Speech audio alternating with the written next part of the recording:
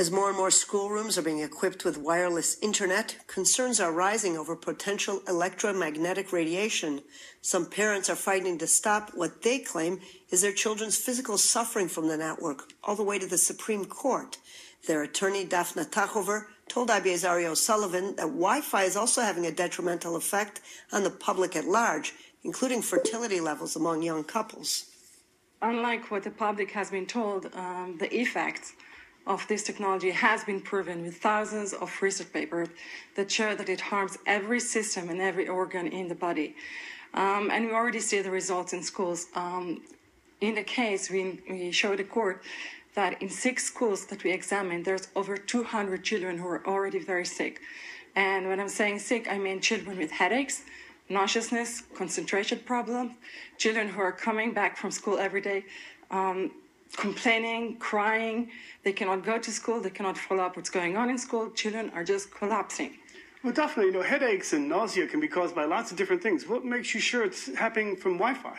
Well, when a child is using a cell phone, for example, and when you put them to the head, they feel strong pain in the head.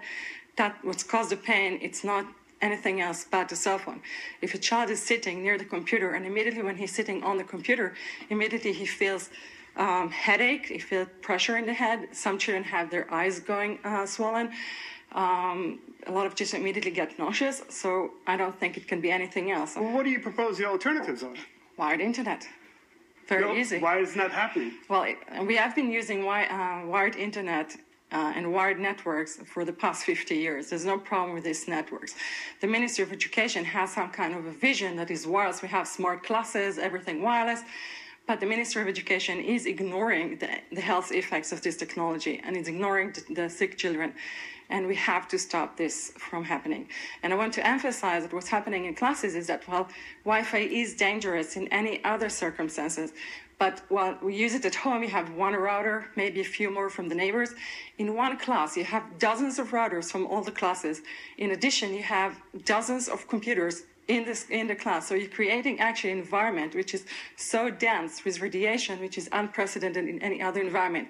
So while they're telling us that we should use the precautionary principle, especially when it comes to children, in essence, they're doing exactly the opposite in schools. Well, your petition to the Supreme Court, what is it expected to do? What do you want to happen? To issue an order that bans the use of Wi-Fi in schools. Well, what's the alternative in the future? Because the whole world, the whole country is becoming networked with wireless and Wi-Fi. What are you going to do in the future?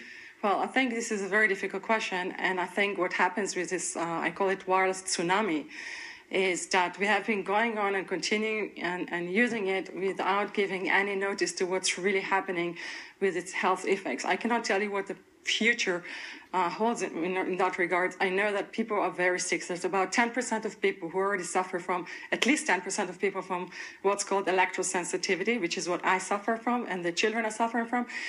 You can look at what happened in fertility treatment. 30% of males in Israel, their sperm is not functioning.